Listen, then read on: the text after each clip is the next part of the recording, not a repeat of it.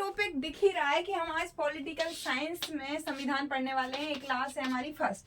अब हम संविधान को कैसे पढ़ेंगे, तो देखो हमें इसके अलावा भी पॉलिटिकल साइंस में क्या पढ़ना है। पॉलिटिकल साइंस में हमें ऐतिहासिक पृष्ठभूमि वगैरह पढ़ना है, लेकिन वो हम हिस्ट्री पढ़ते हुए कनेक्ट करेंगे, ठीक है, तो वो बाद में देखेंगे।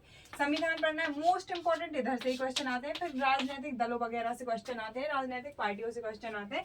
बट अभी हमारा पूरा फोकस कहाँ है, हमारा पूरा फोकस है कहाँ पे, संविधान पे। तो संविधान को हमें क्या करना है, संविधान में सबसे पहले क्या पढ़ने होते हैं, हमें भाग पता होनी चाहिए। तो आज की वीडियो में हम भाग देखेंगे और हर भाग में कुछ अनुच्छेद होते हैं, तो उनको देखेंगे। अब हम इनको कैसे देखेंगे, तो हम दोनों तरह से समझेंगे, कॉन्सेप्ट भी समझेंगे और क्या समझेंगे, हम ट्रिक भी समझेंगे। याद रखने के लिए मैं 3R एक फॉर्मूला बताऊंगी, जिसमें हम क्या करने वाले हैं, रजिस्टर करने वाले हैं। जब हम कोई चीज़ पहली बार पढ़ रहे होते हैं तो हम रजिस्टर कर रहे होते हैं चीज़ों को, कि मतलब कि हमने पहली बार कोई चीज़ पढ़ी। तो रजिस्टर करना क्या होता है, रीड कर लिया तुमने, कुछ रीड करते हुए समझ लिया। कुछ और अच्छे बच्चे होते हैं तो वो नोट्स भी बनाते चलते हैं, कुछ और अच्छे बच्चे होते हैं तो वो और चीज़ें करते हैं। तो मैंने होमवर्क दिया था वो भी करते चलना है, ठीक है। तो हम पहले रजिस्टर करेंगे कोई भी इंफॉर्मेशन को, फिर हम रिटेंशन के लिए क्या करेंगे, रिवीजन कह सकते हैं इधर। तो हम एक दिन के अंदर, आजकल हमारा वो बहुत सिकुड़ गया है, तो जो पढ़ा है ना उसको 1 घंटे के अंदर एक बार रिवाइज कर लो, तो अच्छे से आपको 50% की चीज़ें याद रहती हैं 1 घंटे के अंदर, तो अच्छा रहेगा। फिर ऐसे ही 1 दिन के अंदर रिवाइज कर लो, 1 हफ्ते के अंदर, फिर 2 हफ्ते के अंदर, और फिर 1 महीने के अंदर, तो अच्छा रिटेंशन बना रहता है।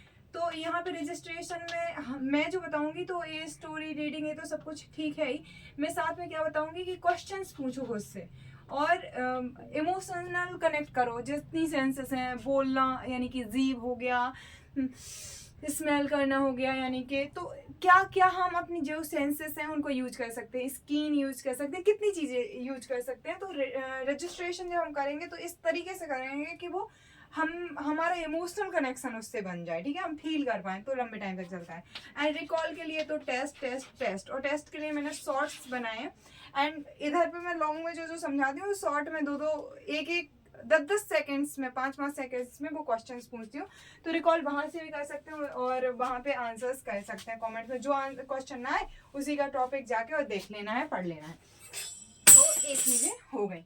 अब भाग पढ़ने वाले हैं हम संविधान के, तो चलो स्टार्ट कर देते हैं। संविधान बना कैसे, ऐतिहासिक पृष्ठभूमि ये बताऊंगी, बट अभी हम संविधान से स्टार्ट कर रहे हैं। तो संविधान, चलो संविधान ऐसे सब लोगों को लगता है ओ कैसे याद होंगे भाग, इतने आसानी से याद होंगे, क्या बताएं। पहले जैसे कि तुम्हें पहला भाग भूल जाता होगा, तो तुम्हें पहला भाग ना भूले, एक बार इस वजह से एक बार क्या करना है कि तुम्हें जहाँ पे भी खड़े हो उधर पे एक बार कोई भी चीज कर लेनी है, मतलब 2 कदम आगे पीछे ले लेना है। तो याद रहेगा, भारत एवं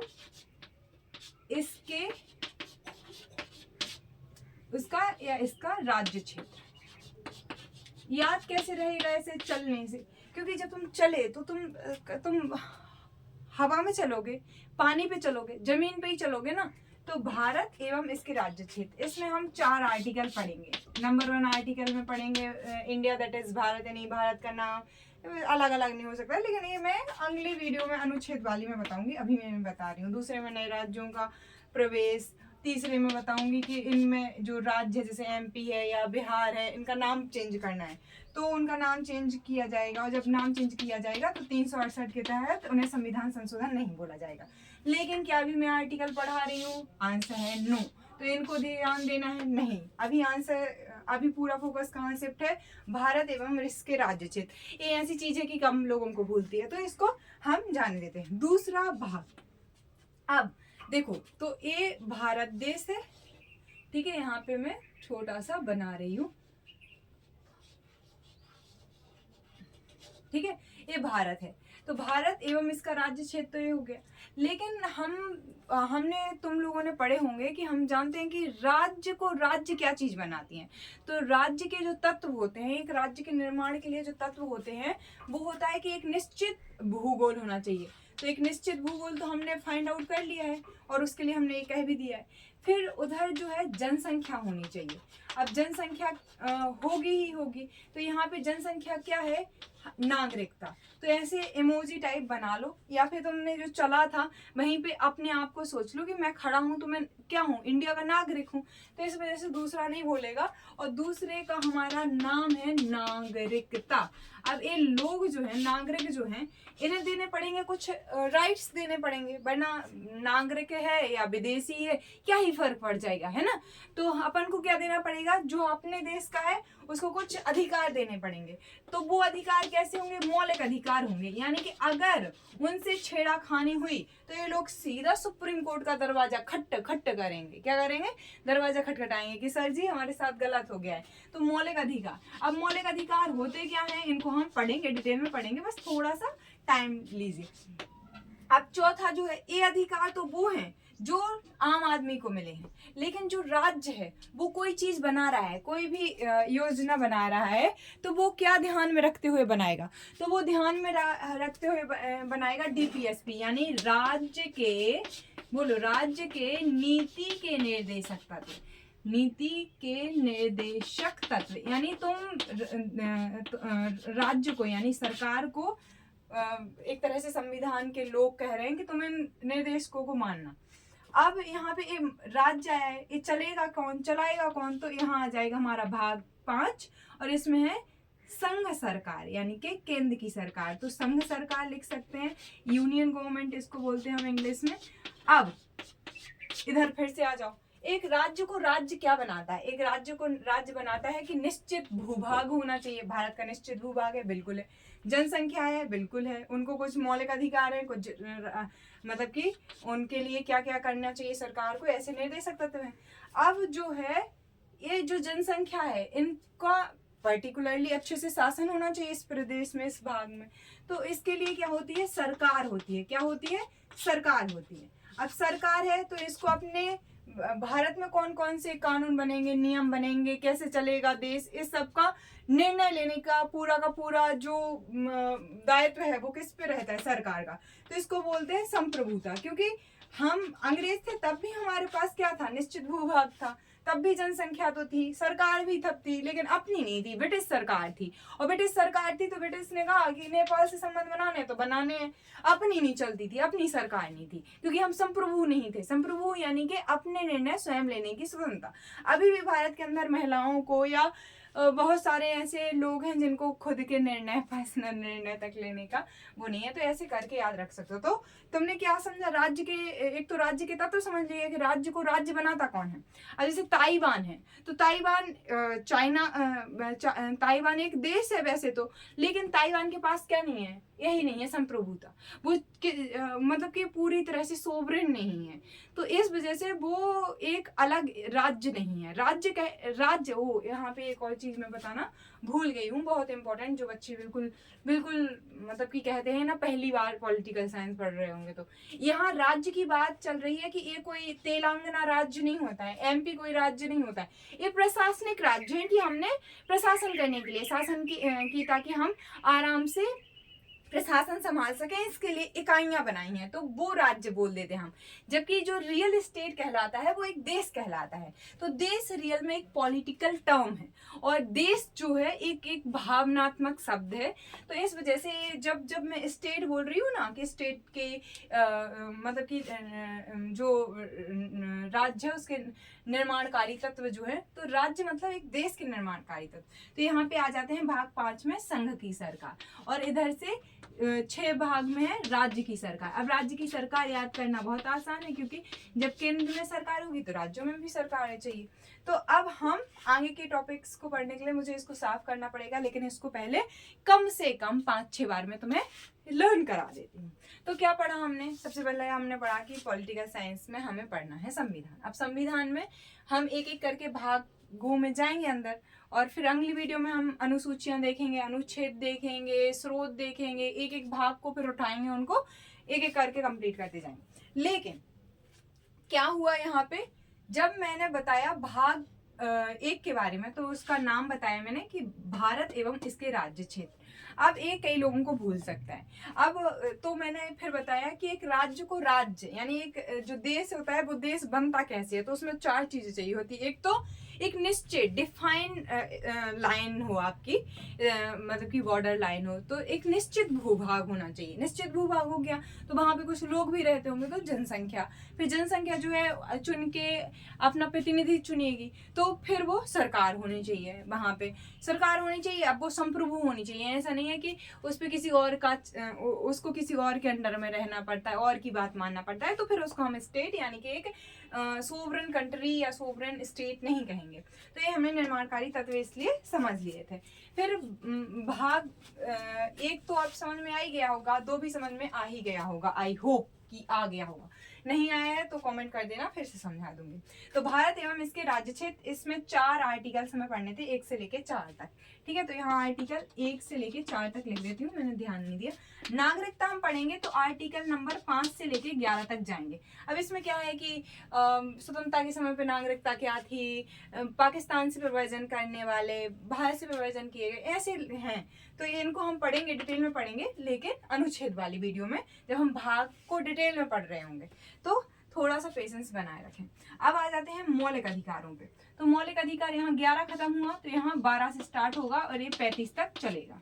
ठीक है, तो मौलिक अधिकार, जो ये जनता है, जनसंख्या है, नागरिक है, इनको कुछ अधिकार भी मिलने चाहिए, और वो कैसे होने चाहिए, प्रकृति में मौलिक होने चाहिए। यानी कि अगर उनको उनकी एक तरह से गारंटी ली गई है मतलब कि सुप्रीम कोर्ट के द्वारा। तो ये मौलिक अधिकार हमने भाग 3 में देख लिए थे। भाग 4 में हमने देखा था राज्य की नीति के निर्देशक तत्व, यानी कि जब स्टेट कोई पॉलिसी बनाएगा, यानी राज्य कोई नियम बनाएगा, कानून बनाएगा, तो उसको हम क्या कहेंगे, राज्य के नीति के निर्देशक तत्व। हम सरकार पढ़ेंगे कि संघ मतलब कि सरकार किसे किसे कहते हैं, बट थोड़ा सा पेशेंस बनाए रखें। फिर अब ये जो राज्य के नीति निर्देशक तत्व हैं, जैसे कि ये क्या है, बाध्यकारी है एक तरह से। डिटेल में पढ़ेंगे जब एक एक करके हम भाग पढ़ेंगे, बस यहाँ पे अभी मैं नाम बताने की कोशिश कर रही हूँ। तो जब मौलिक अधिकार की बात कर रहे हैं, तो मौलिक अधिकार के बारे में अगर हमारा हनन होता है तो हम सीधा सुप्रीम कोर्ट, हाई कोर्ट जाएंगे। लेकिन राज्य के नीति निर्देशक तत्व जो है, राज्य देखेगा कि हमारे पास उतने संसाधन हैं या नहीं। अगर संसाधन है तो वो क्या करेगा, वो अपनी पॉलिसी में उनको डालेगा, लोगों को प्रोवाइड कराएगा। लेकिन अगर कोई प्रोवाइड नहीं करा पा रहा है, जैसे आर्टिकल 41 है कि मतलब उन लोगों को वो देना चाहिए, सहायता करनी चाहिए, नहीं कर पा रहे हैं, कोई वो नहीं है। ग्राम पंचायत हो गया, या मतलब 6 साल से कम बच्चों के लिए, पहले था 6 से 14 वर्ष के बच्चों के लिए अनिवार्य शिक्षा, लेकिन वो फिर शिक्षा में डाल दिया गया। तो कहने का मतलब ये है कि ये क्या है, बाध्यकारी हैं, एक तरीके से बाध्य योग्य हैं, यानी कि केस दर्ज कर सकते हैं, हम सुप्रीम कोर्ट जा सकते हैं, इनके लिए नहीं जा सकते। फिर अब इनको सबको संभालने के लिए सरकार चाहिए, तो हम पढ़ेंगे संघ की सरकार। अब संघ की सरकार में हाँ, निर्देशक तत्व जो है 36 से लेके 51 तक है। और यहाँ पे मैंने ध्यान नहीं दिया, चौथा जो भाग है 4 का, इसमें है मौलिक कर्तव्य। ठीक है, आई होप कि आप समझ गए। अब मौलिक कर्तव्य रियल संविधान में नहीं थे, बाद में संविधान संशोधन करके जोड़ा गया, तो ऐसे का खा गा जो भी जहाँ पे लगे तो समझ लेना संविधान संशोधन हुआ है। तो हम मौलिक कर्तव्य पढ़ेंगे। फिर भाग 5 में हम संघ की सरकार पढ़ेंगे। अब यूनियन टेरिटरी, यूनियन गवर्नमेंट इसको हम बोलते हैं। तो यहाँ पे हम 3 तरह से पढ़ेंगे। सबसे पहले हम कार्यपालिका पढ़ेंगे।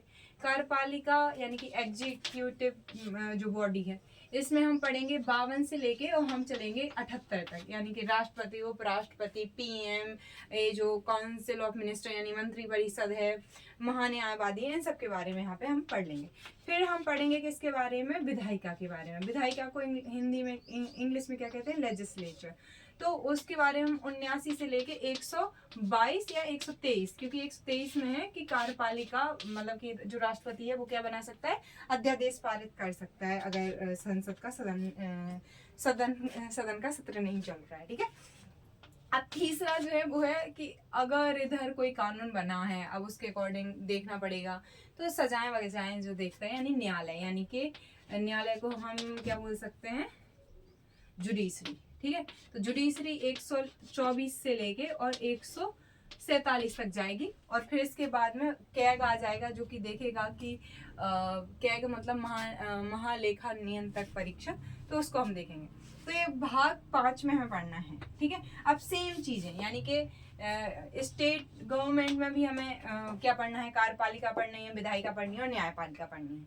लेकिन इसके बारे में मैं इधर आर्टिकल्स लिख देती हूँ और फिर आगे की बात करते हैं। तो संघ की जो सरकार है, संघ की सरकार हम पढ़ेंगे आर्टिकल नंबर 52 से लेके 151 तक, और राज्य की सरकार पढ़ेंगे 151 से लेके 213 तक है शायद, नहीं 213 तक नहीं है, 237 तक है शायद, है ना।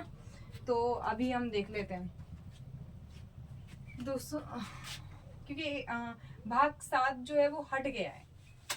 ये मुख्य भाग थे जिनके बारे में अभी तक डिटेल से बात हुई। अब हम मतलब पूरे भाग एक ही में देखें या अगली वीडियो, क्योंकि देखते हैं कितना टाइम की वीडियो हो गई है, फिर उसके अकॉर्डिंग पार्ट्स में बनानी पड़ेगी, वरना क्योंकि भाग को थोड़ा डिटेल में समझना भी जरूरत है, फिर एक साथ में बता दूंगी। तो अभी रिवाइज कर लेते हैं जो हमने अभी तक पढ़ा। चलो बताओ, संविधान एक तरह से किताब है, जैसे हमारी टेक्स्ट बुक होती कोई, तो एक किताब की फॉर्म में हम मान लेते हैं, ठीक है। अब वो जो किताब है, तो किताब हम खोलते हैं तो सबसे पहला जो पेज होता है वो इंडेक्स होता है कि कौन से चैप्टर में क्या मिलेगा। तो उसमें सबसे पहले हमें दिखाई दी प्रस्तावना। प्रस्तावना के बाद, क्योंकि ये कोई भाग नहीं है, ठीक है, तो सबसे पहले प्रस्तावना, फिर भाग एक में जो था वो था राज्य एवं उसका राज्य क्षेत्र। फिर भाग 2 में था नागरिकता, भाग 3 में थे फंडामेंटल राइट्स, भाग 4 में थे DPSPs, और भाग 5 में थी यूनियन गवर्नमेंट, भाग 6 में थी स्टेट गवर्नमेंट, ठीक है। तो इतना हम पढ़ चुके हैं। ये आर्टिकल इसके लिए कोई नहीं है, क्योंकि ये प्रस्तावना है कि हमारे संविधान बनाने वालों क्या सोच के संविधान बनाए, क्या क्या देंगे। तो प्रस्तावना भी मैं बड़े प्यार से याद कराऊंगी। हम भारत के लोग भारत को संप्रभुत्व समाजवादी धर्मनिरपेक्ष लोकतांत्रिक गणराज्य बनाने के लिए यहाँ पे, तो ऐसे अपन तैयार करेंगे कि इसमें देश कैसा होगा, तो कैसा होगा, संप्रभु होगा, समाजवादी होगा, धर्मनिरपेक्ष लोकतांत्रिक गणराज्य होगा। फिर हम नागरिकों को क्या क्या देंगे, तो हम स्वतंत्रता देंगे, समानता देंगे, न्याय देंगे, तो उन चीज़ों के बारे में तो प्रस्तावना वाले थोड़ा सा रुकेंगे। प्रस्तावना जब पढ़ रहे होंगे तो इसके बारे में बताएंगे डिटेल में, एक वीडियो में केवल हम प्रस्तावना ही देखेंगे। तो प्रस्तावना होगी। फिर जो था राज्य एवं इसके राज्य क्षेत्र, तो ये आर्टिकल 1 से लेके 4 तक था। फिर नागरिकता हमने देखी, नागरिकता कहाँ से कहाँ तक थी, तो 5 से लेके 11 तक थी। फिर 12 से लेके 35 तक क्या था, 12 से 35 तक फंडामेंटल राइट्स थे। फिर 36 से लेकर आगे 51 तक वो था, और इधर 4 का फिर मैंने लिखना छोड़ दिया, तो उसमें फंडामेंटल ड्यूटीज थी। और यहाँ पे 152 से लेके 151। तो अब ये 6 भाग मोस्ट इम्पॉर्टेंट है। 80% यहाँ से क्वेश्चंस आते हैं किसी भी एग्जाम में, और 80% हमें इसके बारे में पता होना चाहिए। बात आने की नहीं है कि एग्जाम्स में आता है, बात यह है कि हम जिस देश में रहते हैं वो देश में सरकार क्या है, हमारे अधिकार क्या है पता होना चाहिए, हमारे कर्तव्य क्या है, सरकार के DPSPs क्या है। इसके अलावा भी चीज़ें ज़रूरी हैं, जैसे कि भाग 8, 9, 10 इनके बारे में भी हम पढ़ेंगे। 7 क्योंकि हट ही गया है। अभी कितने भाग हैं, तो मैंने ये पहले बताना चाहिए था, वैसे तो मैं भूल गई। 25 भाग हैं वर्तमान में। जब संविधान लागू हुआ था, यानी कि 26 जनवरी 1950, तब 22 भाग थे। तो 3 भाग ऐड किए गए हैं और एक भाग जो है वो हटाया गया है, 7वां भाग, ठीक है। और अनुच्छेद जो थे 395 थे इस टाइम पे, लेकिन अभी प्रेजेंट में कितने हैं, अब 25 हो गए हैं। तब 395 थे और अभी कितने हो गए हैं, 450 के आसपास हैं, आगे पीछे हो सकते हैं थोड़े, 465, 460 या 50। ऐसा क्यों, क्योंकि एग्जैक्टली कभी कोई अभी संशोधन चलते ही रहते हैं ऐसे, तो हमें ध्यान से देख लेना होता है। तो इस वजह से ये डायरेक्टली नहीं आता है। 450 या 60 के आसपास का कोई नंबर होगा तो वो देख लेना अगर आए कभी तो। बाकी ये आपको समझ आया या नहीं आया कमेंट में कर देना। अभी हम नेक्स्ट वीडियो में इसके आगे के भाग देखते हैं और फिर एक बनाएंगे बिल्कुल छोटी सी वीडियो, उसमें सारे रिवाइज बस करेंगे, ठीक है। तो क्योंकि ये सबसे इम्पोर्टेंट वाले थे इसलिए इतना टाइम लग गया। अब मैं पानी पी लूँ।